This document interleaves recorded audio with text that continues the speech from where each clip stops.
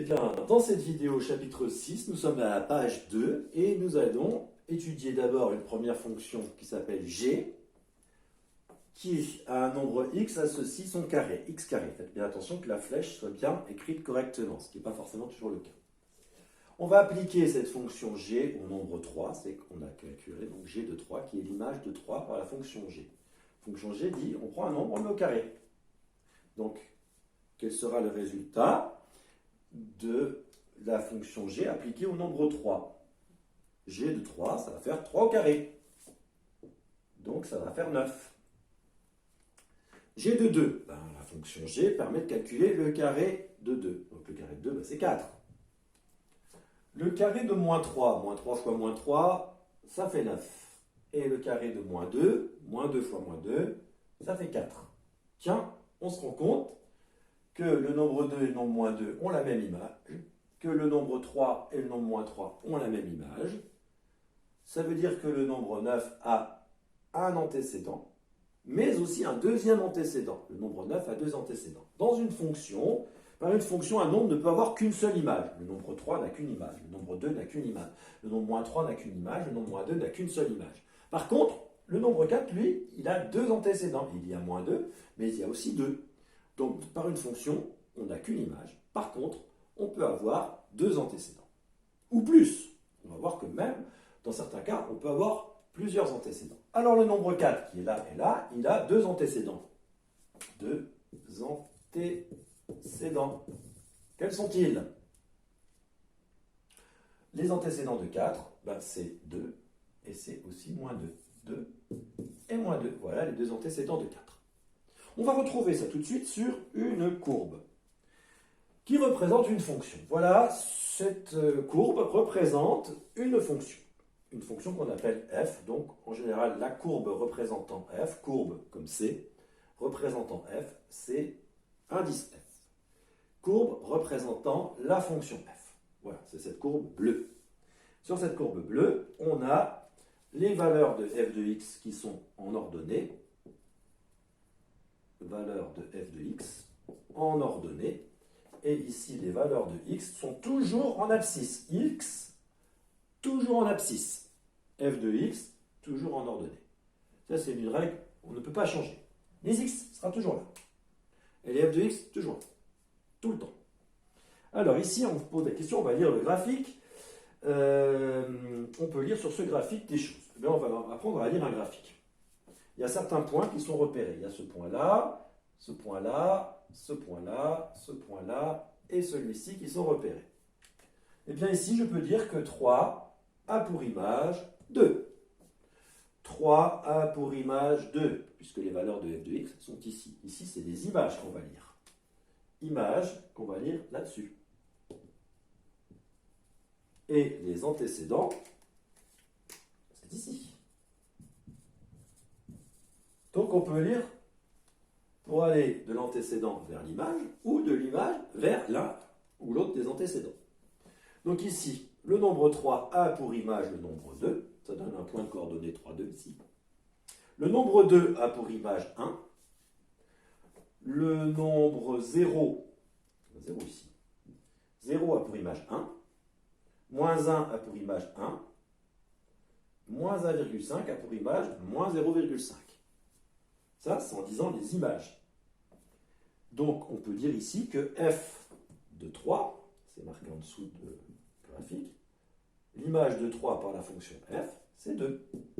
f de 3 égale 2. Voilà comment ça se lit. Flèche pour lire les images ici. Quand on veut lire les images, on part de l'antécédent et on va vers l'image. Et dans l'autre sens, 1 a 3 antécédents. Alors, ce nombre 1, il a 3 antécédents. Parce qu'en partant d'ici, je peux rejoindre l'axe des abscisses de 3 manières. Je peux aller en dessous de 1, j'ai 0. 0 avait pour image 1. Donc, voilà une première manière. J'arrive ici. Ou bien, j'arrive ici.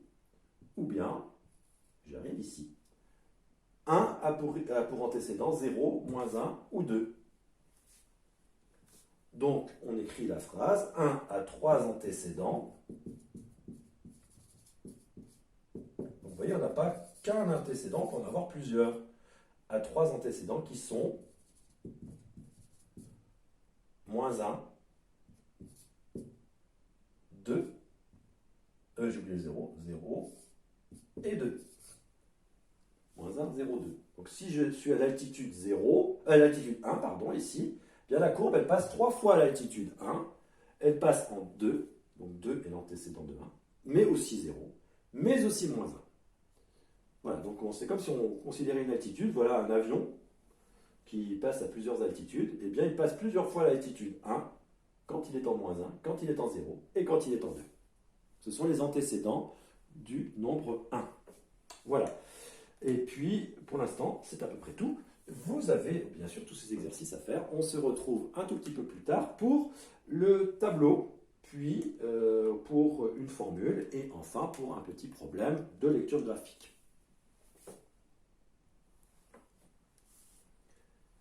Ici, on voit maintenant une autre forme pour une fonction. Tout à l'heure, c'était un graphique. On pouvait lire sur le graphique les images des antécédents sur l'axe horizontal, les images sur l'axe vertical.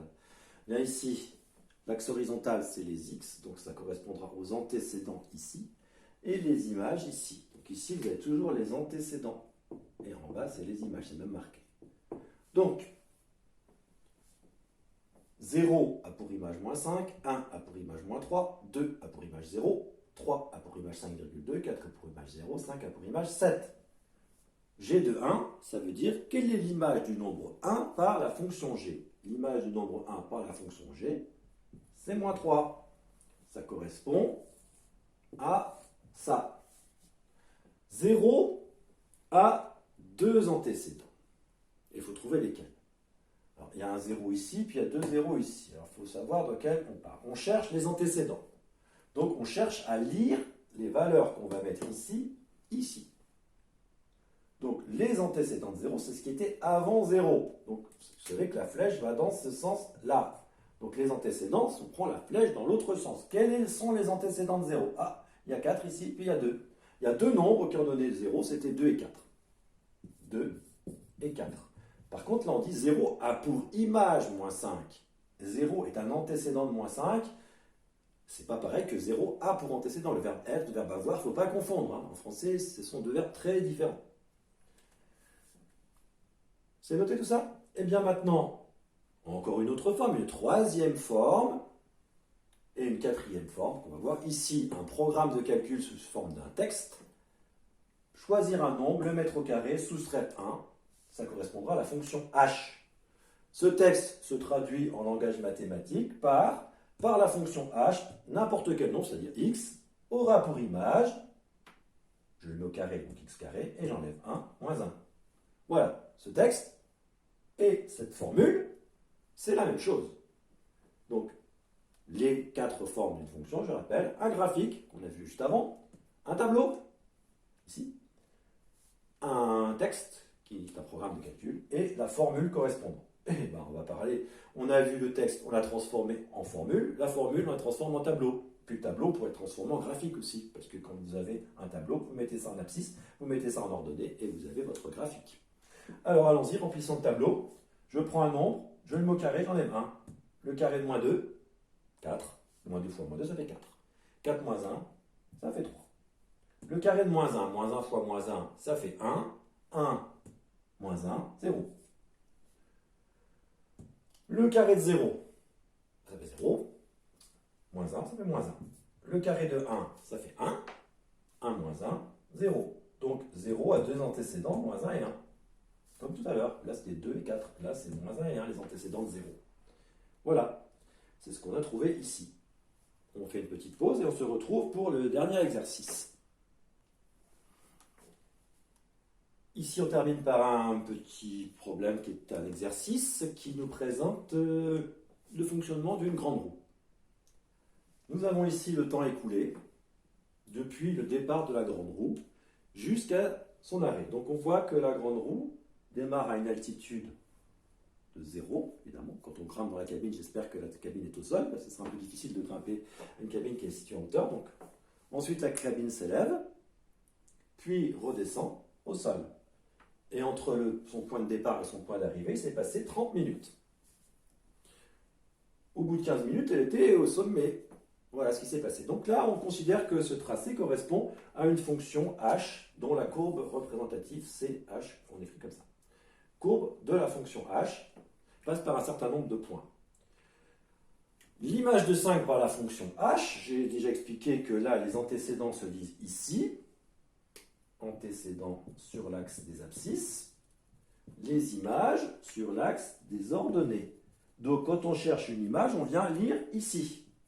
Quelle est l'image de 5 ? La réponse, on fait des flèches, hein, ça passe dans ce sens-là, ça va des antécédents vers les images. L'image de 5, c'est 30. H de 5 égale 30. La hauteur au bout de 5 minutes est de 30 mètres.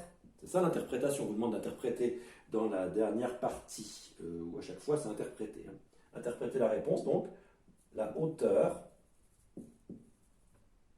atteinte en 5 minutes est 30 mètres. La hauteur atteinte en 5 minutes est 30 mètres. La hauteur atteinte en 15 minutes est 135 mètres. La hauteur où on redescend au bout de 25 minutes, c'est aussi 30 mètres. Donc on voit que 30 mètres a deux antécédents, 5 et 25, puisqu'on est à 30 mètres en deux endroits. Ensuite, les antécédents de 100. Les antécédents de 100, donc on part de 100 pour aller lire les antécédents.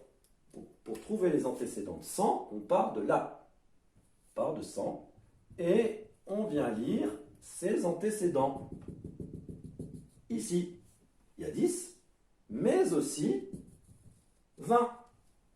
Donc le 100 a deux antécédents qui sont 10 et 20. Qu'est-ce que ça signifie ? Ça signifie qu'on passe à la hauteur de 100 mètres à deux moments qui sont 10 et 20 minutes. Donc la phrase c'est on passe à la hauteur, c'est ça l'interprétation, hein, de 100 mètres à deux moments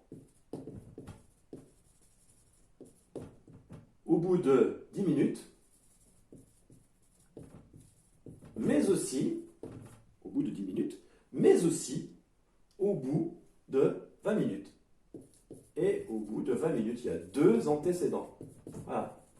Donc là, c'est très concret, on voit bien de quoi on parle. Une grande roue qui monte et qui arrive à un sommet, qui redescend. Par contre, ici, il n'y a qu'un seul antécédent, il n'arrive qu'une seule fois au sommet, pas à deux moments. Au sol, il y a deux antécédents à 0. Il y a 0 a pour antécédent 0 et 30.